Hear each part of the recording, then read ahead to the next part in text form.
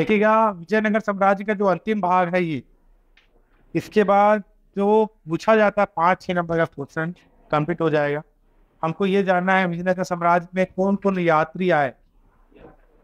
यात्रियों का नाम यहाँ दिखाई दे रहा है, जो बाद में आपको याद करना ही पड़ेगा। विदेशी यात्री जो थे, निकोलो दे कार्पी, ये आए थे विजयनगर साम्राज्य के समय। अब्दुल रज्जाक भी आए थे, फारस के राजा के दूत थे वे। और अपानासी निकितन भी आए थे, रूस व्यापारी था। और दुआर्ते बरकोता और टेलिगो पेस्ट और फर्नावो नोनीस, ये पुर्तगाली राजदूत थे जो, और व्यापारी भी थे, तो आए थे विजयनगर साम्राज्य। इन्होंने जब आए विजयनगर साम्राज्य में, तो इन्होंने बहुत सारी जानकारी बताई कि उस समय किलेबंदी कैसी थी, जो आगे हम पढ़ेंगे। महानदी टिप्पा क्या है, ये सब पढ़ेंगे। तो ये आप देख सकते हैं, प्रश्न ज्यादा इससे नहीं पूछे जाते हैं। अब्दुल रज्जाक को याद है ना। जल संपदा की बात करें तो सिंचाई के लिए जल संसाधन का यूज किया जाता था, है ना। यहाँ पर तुंगभद्रा नदी के बारे में बताया। विजयनगर साम्राज्य की मुख्य नदी तुंगभद्रा नदी थी, जो उत्तर से पूर्व बहा करती, और इस पर हौज भी बनाया गया था। वैसी सबसे बड़ा हौज था कमलापुरम। आपके मन में प्रश्न होगा, हौज क्या है? ये जलाशय, विशाल जलाशय को ही हौज कहा गया है। यहाँ तुंगभद्रा नदी पर बांध बनाए गए थे, और बांध के बाद ही जलाशय हुआ करता था। और जलाशय में हम देखते हैं कि पाइप से, मतलब जो दो पहाड़ों के बीच एक विशाल जलाशय हुआ करता था। तो दो पहाड़ों के बीच क्या होता था, तो इस पहाड़ से नदियां आ रही, इस पहाड़ से नदियां आ रही, और वहां पर विशाल गहरा भाग में भरी रहती थी, जिसका उपयोग कृषि के लिए किया जाता था। तो आपको याद रखना है, जल संपदा में विजयनगर साम्राज्य समृद्ध था। कृषि के लिए नहर भी बनाए गए थे। और आपको याद करना है, कमलापुरम विजयनगर साम्राज्य का सबसे बड़ा जलाशय। हम देखें किलेबंदी व सड़कें देख लेते हैं। सड़कें कैसे थी? सड़कें आपको दिखाई देगी, जो पत्थर है, पत्थर की सड़कें हुआ, और पत्थर में विशेष प्रकार का पत्थर का उपयोग करते, जो शीशे के समान दिखाई देते। और देखिए किलेबंदी, अब ये जो पड़ा है विजयनगर साम्राज्य, ये सन है 1336 से 1570 के बीच का। तो जी इतना समय का, उस समय किलेबंदी हुआ करती थी। तो बाहरी किलेबंदी, मतलब समझ में आ रहा, बाउंड्री।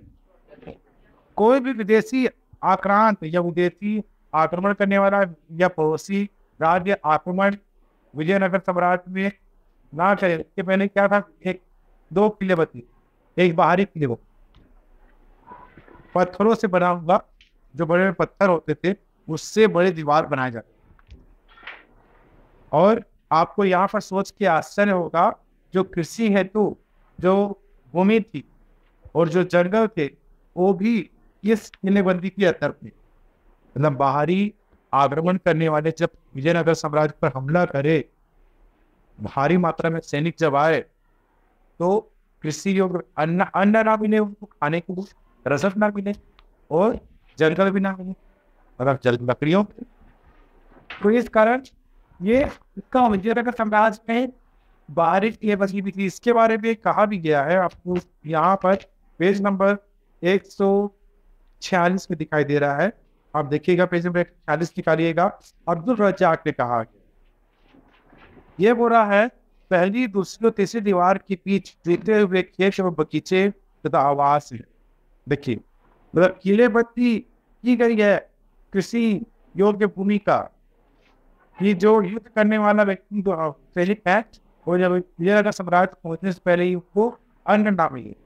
और ये बता रहा है कि इसका मुख्य उद्देश्य ये था, प्रतिपक्ष को खाद्य सामग्री से वंचित कर समर्पण के लिए बाध्य करना होता है। मतलब जो दुश्मन है, जो आक्रमण कर रहा है, वह उनको रसद ना मिले। और सैनिकों के लिए क्या चाहिए, भारी मात्रा में सैनिक आएंगे तो भोजन चाहिए, तो भोजन नहीं मिलेगा तो लोग क्या करेंगे, समर्पण कर देंगे, युद्ध हार जाएंगे। तो आपको यहाँ पर दो लाइन को समझना है। मैंने बहुत थ्योरी दे दिया, 2 लाइन को समझना है। बाहरी किलेबंदी बड़े बड़े पत्थर को तराश के बनाया गया, गारे का प्रयोग करते थे। गारे मतलब मसाले का, जिससे वो पत्थर स्थायी रूप से रहे। वो छोटे पत्थर नहीं होते थे, बड़े बड़े पत्थर होते थे। और बताया गया है कृषि योग्य भूमि को भी और जंगल को भी घेरा किया जाता था। अच्छा, बोला घेरा मतलब किलेबंदी, जिससे दुश्मन सैनिक जो है या पक्ष है वो रसद ना भी है। अब तीसरा है आंतरिक किलेबंदी। आंतरिक किलेबंदी पे यहाँ पर एक इंपॉर्टेंट टॉपिक आ गया है, इंडो इस्लामिक शैली। इसमें हम लोग देखेंगे कि विशेष प्रकार का मेहराब होता था और एक गुंबदाकार का शिखर होता है। गुंबदाकार, ये तो आपका सुना है, लेकिन गुंबदाकार इस तरह का शिखर होता था। तो मतलब मुस्लिम, हम इसको दूसरे अर्थ में समझते हैं कि दूसरे अर्थ में ये समझते हैं कि जो हिंद की शैली और जो ईरानी शैली स्थापत्य कला का, उस शैली का समायोजन, दोनों का मिश्रण ही इंडो इस्लामी शैली है। समझ में आया? क्यों धनेश्वरी, समझ में आया? इंडो इस्लामी शैली क्या है? मतलब हम बोल सकते हैं कि हिंदुस्तान की शैली और ईरानी शैली का मिश्रण। स्थापत्य, स्थापत्य मतलब इमारत, जो भवन बनाए जाते थे वह दोनों का मिश्रण रूप था। आप मंदिर को देखिएगा, वो प्योर बेसर शैली का है, नागर शैली का है, यह हिंद शैली। तो यहाँ पर इंडो इस्लामी शैली मतलब हिंद शैली व ईरानी शैली का मिश्रण रूप को ही इंडो इस्लामी शैली कहते हैं।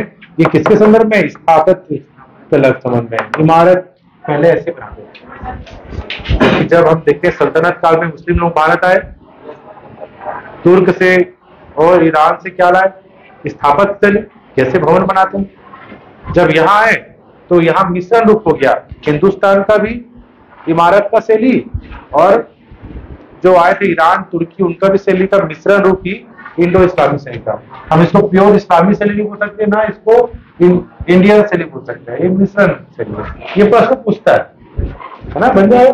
तो आंतरिक किलेबंदी भी यही था, अच्छा नमूना था इंडो इस्लामी शैली का। कैसे? जो दुर्ग होते थे, किले होते थे। किले देखे आप लोग बहुत सारे फिल्म देखोगे, झांसी की रानी देखे होंगे और बहुत सारे फिल्म देखे होंगे, आप सीरियल देखे होंगे। तो आसपास के क्षेत्र से ऊंचा स्थान दुर्ग कहलाता था, जिसमें पहरेदारी करते थे। ऊपर में सैनिक देखते रहते थे कि कोई बाहरी व्यक्ति आ तो नहीं रहा, निगरानी किया जाता था। हम लोग बोलते हैं खेत में मचान बना दिए, जो गाय खेत के अंदर जाके धान को नहीं तो खा रहा है, तो ऐसे होता है। तो ये दुर्ग है। और जो आंतरिक किलेबंदी का, इस अंदर में यहाँ पर आपको सड़कों के बारे में बताया गया है कि मंदिर के जो प्रवेश द्वार थे, है ना, और बाजार थे, यहाँ पर सड़कों का निर्माण अच्छे से किया जाता था। शहरी केंद्र थे। ये समझ में आया? आपको प्रश्न क्या पूछेगा? इंडो इस्लामी। हमने बहुत सारे पढ़े, मगर प्रश्न पूछेगा इंडो इस्लामी। ये जानकारी होना चाहिए। ये लेवल मतलब घेरा, 2 घेरा था, शहर के अंदर वाला, शहर के बाहर वाला, है ना। शहरी केंद्र देखते हैं। शहरी केंद्र की बात करें तो साक्ष्य मिले हैं कुछ हमको, चीनी मिट्टी के कुछ क्षेत्र मिले हैं, मस्जिद मकबरे मिले हैं, मंदिर भी मिला है, और यहाँ पर जलाशय भी मिला है, यहाँ पर जल के स्रोत भी मिले हैं, बहुत सारे क्षेत्र मिले हैं। आपको एक पुस्तक में दिखाई दे रहा है, आपको यहाँ डिस्प्ले भी दिखाई दे दिया होगा, विजयनगर साम्राज्य की मस्जिद है ना। मस्जिद ऐसी है जैसे कि मंदिर के भांति दिखाई दे रहा है, गुंबदाकार नहीं है। और यहाँ पर जो बरबोसा ने कहा है, पुर्तगाली जो यात्री बरबोसा आया था, वो बोल रहा है कि शहर तो का जो भवन था कैसे था? छप्पर वाला, और व्यवसाय का जो क्षेत्र था खुला स्थान। ठीक है, तो शहरी केंद्र को हम जानिएगा, समझिएगा। याद मत करिएगा। तो उस समय के जो भवन थे छप्पर वाले, भले वाले नहीं है ना। अब इस समय आपका पुनर्जन्म में आप चले गए हैं, पहले हुआ रहा होगा तो विजयनगर साम्राज्य में आप रहे होंगे तो आपको छप्पर वाला घर दिखाई देगा। ठीक है, अब इंपॉर्टेंट आता है राजकीय केंद्र। इससे प्रश्न पूछते हैं राजकीय केंद्र सभा मंडप क्या है, महानवी डिब्बा क्या। तो हम देख लेते हैं राजकीय केंद्र के प्रमुख जो भवन थे, हमको कोई राजा का भवन नहीं मिला, वहां पर महल नहीं मिला है बड़ा सा, हमको ऊंचा मंच मिला है। ऊंचा मंच आपको पुस्तक में दिखाई दे रहा है, ये जो चित्र दिखाई दे रहा है ये महानवी डिब्बा है। इसी में प्रभावशाली मंच है। अब हम लोग प्रेयर करते हैं स्कूल में, आपको एक मंच जहाँ टीचर लोग खड़े होते हैं उसका 100 गुना ऊंचा, 100 गुना ऊंचा बड़ा सा मंच, जिसको आप देखो तो दूर से अगर वहां कोई अभिनय कर रहा है, वहां कोई नृत्य कर रहा है तो लवसरा के लोग देख सकते हैं, मतलब दूर से दिखे ये था। ठीक है, ये पहाड़ दूर से दिखता है। तो ये मंच ऊंचे बने हुए थे जहां पर विभिन्न त्योहारों का आयोजन होता था, दिवाली हो या दशहरा हो, सभा लगी। तो ये दिखाई दे रहा है। सभा मंडप के बारे में बताते हैं। सभा मंडप के बारे में बताया गया है कि यह ऊंचा था, सीढ़ियां होती थी, जा सकते थे ऊंचे स्थानों पर, और इसका जो प्रयोजन स्पष्ट नहीं हुआ है किस प्रयोजन से बनाया गया। तो बहुत सारे कमरे वाले एक भवन हुआ करता है जहां पर शिक्षा दी जाती रही होगी, है ना, ये बताया। तो वैसे सभा मंडप के बारे में कुछ प्रयोजन स्पष्ट नहीं था। अगला है महानवी डिब्बा, ये इंपॉर्टेंट है, ये प्रश्न पूछता है। इंपॉर्टेंट क्या था, इंडो इस्लामी शैली, महानवी डिब्बा। महानवी डिब्बा के बारे में दिया गया है कि यह विशाल काय मंच था। पुस्तक देखिएगा 147 पेज नंबर में। महानवी डिब्बा शहर के सबसे ऊंचे स्थान पर स्थित एक विशाल काय मंच है जो लगभग 11,000 वर्ग फीट के आधार से 40 फीट की ऊंचाई तक जाता है। आपकी हाइट कितनी है? 5.5 फीट, 5 फीट, है ना, एवरेज माने तो 5 फीट, और ये 40 फीट बोल रहा है ऊंचा। और ये लकड़ी की संरचना बनी होती थी इसमें, और बहुत सारे इसमें उत्कीर्ण हुए थे, बहुत सारी चीजें आपको दिखाई दे रहा है। इसमें सितंबर अक्टूबर महीने में मनाए जाने वाले जो 10 दिन के त्योहार जैसे है दशहरा, दुर्गा पूजा, नवरात्रि, ये यही आयोजन होते थे महानवी डिब्बा। और यहाँ पर आपको ये धार्मिक अनुष्ठान भी होते थे। इसमें मूर्तियों की पूजा होती है, अस्थियों की जो पूजा, भेड़, अन्य जानवरों की बलि चढ़ाई जाती थी। यहाँ पर नृत्य भी हो रहा है, कुश्ती भी हो रहा है, प्रतिस्पर्धा और शोभा यात्रा निकाले जा रहे हैं। तो आपको ये बहुत इजी लगेगा। महानवी डिब्बा क्या है? तो 40 फीट ऊंचा एक मंच, 11,000 बोल सकते हैं वर्ग फीट आधार चौड़ाई, एक ऊंचा मंच जहां पर विभिन्न आयोजन होते हैं। त्योहार भी हो रहा है, धार्मिक अनुष्ठान भी हो रहा है, बलि भी दिया जा रहा है। उसी को महानवी डिब्बा कहते हैं, जिसका जो हम बोल सकते हैं महानवी डिब्बा का कहाँ से हुआ है, तो हम लोग बोल सकते हैं कि जो नवरात्रि का जो पर्व होता है, दुर्गा पूजा, है ना, सब यही हो रहा है। तो मंच। राजकीय केंद्र के अन्य भवन कौन कौन थे? आपको कमल महल की तस्वीर दिखाई दे रही है। कमल महल, एक कमल महल दिखाई दे रहा है और सुंदर भवन है ये। इसमें मूर्तियां नहीं है, मगर रामायण काल के कुछ दृश्य हैं। 1000 राम मंदिर दीवारों पर मूर्ति कलाई दिखाई दे रहा है। अगला है धार्मिक केंद्र और कौन कौन से हैं? तो ये बताया गया है कि विजयनगर साम्राज्य का जो क्षेत्र था, 2 स्थानीय मान्यता, ठीक है नीलू, स्थानीय मान्यता ये है कि बाली और सुग्रीव के वानर राज की रक्षा करती थी, जो पहाड़ियां हैं, ठीक है, वो तो जान ही रहे होंगे ना। इसके अलावा पंपा देवी, पंपा देवी कौन है? पार्वती माता, वहां में पंपा देवी बोला गया। पंपा देवी क्या कर रही है? शिव की उपासना कर रही है, और जहां तप की थी वही स्थल है विजयनगर साम्राज्य का। ये धार्मिक केंद्र है। और राजधानी का चयन कैसे होता है, तो इसमें बताया गया है कि बहुत सारे अंकित हैं। यहाँ पर श्री विरूपाक्ष थे। मगर अगला देखते हैं पेज नंबर 150, मंदिर। ये इंपॉर्टेंट है। IMP मंदिर, दो मंदिर का नाम है, विरूपाक्ष मंदिर और है विट्ठल मंदिर। आपको दिखाई दे रहा है ये डायग्राम, ये विरूपाक्ष मंदिर है और विट्ठल मंदिर का रथ है। तो दो मुख्य मंदिर हैं। आपको यही प्रश्न पूछेगा। तो विरूपाक्ष मंदिर को समझें।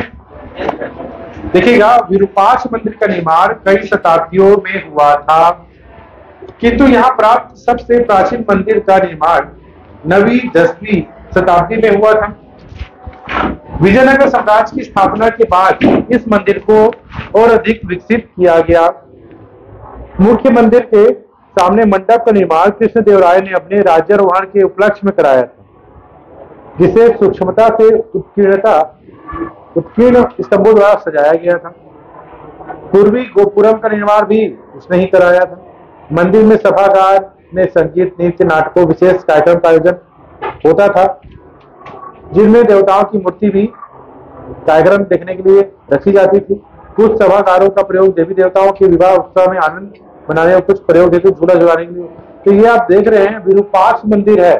विरूपाक्ष मंदिर में क्या हो रहा है? एक सभागृह भी है और वहां पर विभिन्न कार्यक्रम भी हो रहे हैं। विरूपाक्ष मंदिर, ठीक है। और अगला है विट्ठल मंदिर। इसके जो मुख्य देवता कौन थे? विट्ठल, जो विष्णु जी का ही रूप है। और ये अनूठा मंदिर है। तो दो याद रखना है, विरूपाक्ष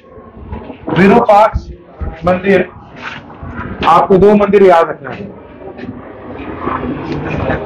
विरूपाक्ष और दूसरा क्या है? विट्ठल। विरूपाक्ष और विट्ठल, ठीक है। आपको यहाँ नक्शा दिखाई दे रहा है विजयनगर साम्राज्य का। मंदिर कैसे, बाजार कैसे थे, सामाजिक स्थिति को पूछा जा रहा है। देखिएगा, सामाजिक स्थिति बोलेगा कि ब्राह्मण भोजन में मांस खाते थे क्या? नहीं खाते थे। दास प्रथा में स्त्री और पुरुष दोनों दास बनाए जा सकते थे। विजयनगर साम्राज्य की जो रानियों की बहुत सारी दासियां हुआ करती थी, दासियों को उपहार भी दिया जा सकता था, ये बताया गया। और है दहेज प्रथा का प्रचलन था मगर अवैधानिक था। और है विधवा विवाह की स्थिति बताया, मान्यता थी, विधवा विवाह किया जा सकता था। पर्दा प्रथा नहीं था। देवदासी प्रथा प्रचलन में था। मंदिरों में जो देवदासी हुआ करती थी वह कीर्तन भजन करती थी और क्या करती थी? आराधना करती थी, भजन करती थी, ठीक है। वस्त्राभूषण में बताया गया है कि जो महिलाएं हैं सिल्क साड़ी पहना करती थी और जो पुरुष है वह धोती, जूता, पगड़ी और जूता अभिजात वर्ग वाले अमीर वर्ग पहनते थे। इसके अलावा आभूषण के प्रेमी थे दोनों। आभूषण के लिए इत्र क्या था? परफ्यूम, वर्तमान इत्र बोला गया। और जो स्त्री पुरुष दोनों गले में क्या पहनते थे? हार। भुजबंद समझ में आ गया? कुंडल कहाँ पहनते हैं? कुंडल,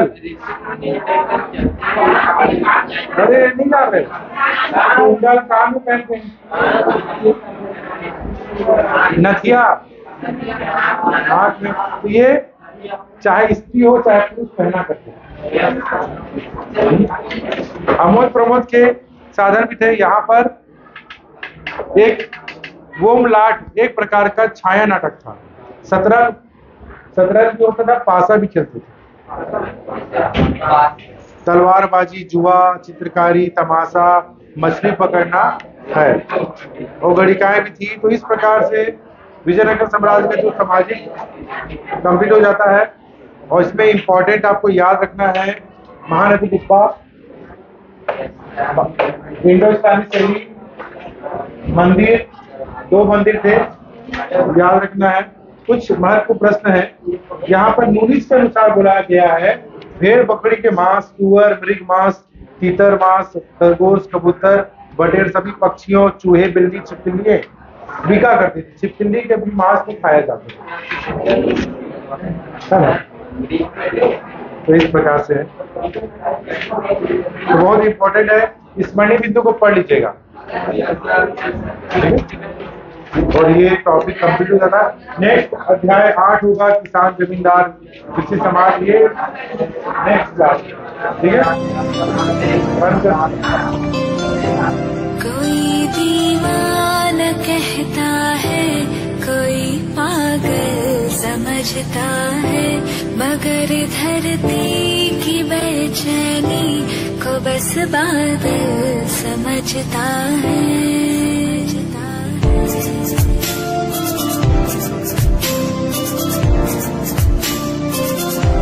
कोई दीवाना कहता है, कोई पागल समझता है, मगर धरती की बेचैनी को बस बादल समझता है।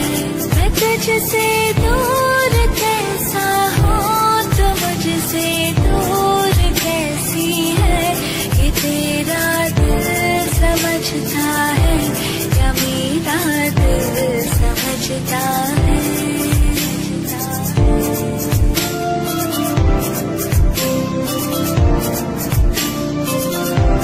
मोहब्बत एक एहसासों की पावन सी कहानी है, कभी कभी ना